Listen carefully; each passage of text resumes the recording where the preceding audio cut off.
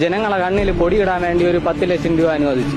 അതിന് വേണ്ടിയിട്ട് ഞാൻ പഞ്ചായത്തിൽ പോയി ഇതേപോലെ 10 ലക്ഷം രൂപ അനുവദിച്ച് തരാൻ പറഞ്ഞു.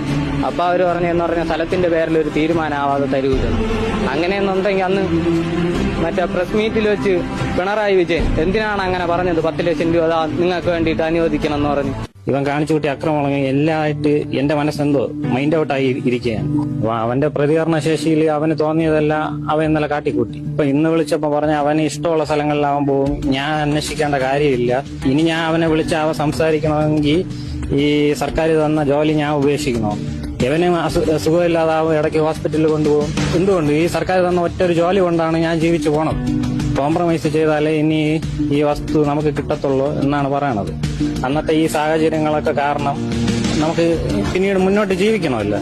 അപ്പോഴേ സർക്കാർ തന്ന ഒരു താങ്ങാണ് ആ 10 ലക്ഷം രൂപ. അതിന്റെ വാസ്തുവെക്കാണ് അവൻ കത്തിച്ചത്. അതിലൊന്ന് എന്ന് എല്ലാ മാസവും അവൻ പോയി പലിശ എടുക്കണേയാണ്. അവന്റെ കാര്യങ്ങളെല്ലാം അവൻ നടത്തിക്കൊണ്ടിരുന്നത്. അവന്റെ പ്രതികരണ ശേഷിയിൽ അവന് തോന്നിയതെല്ലാം അവൻ ഇന്നലെ കാട്ടിക്കൂട്ടി. പക്ഷെ അവൻ നമ്മളെ സർക്കാർ നമുക്ക് സഹായിച്ച ഒരു 10 ലക്ഷം രൂപ ഉണ്ടായിരുന്നു. അതിന്റെ ബാങ്കിന്റെ പാസ്ബുക്ക് വരെ അവൻ കത്തിച്ച്. എനിക്ക് സർക്കാർ ഒരു ജോലി ഇപ്പം തന്നിട്ടുണ്ട്, ബാങ്കിലാണ്. ഇത് ഏകദേശം 3 വർഷത്തോളം ഞാൻ ജോലി ചെയ്തു പോവുകയാണ്.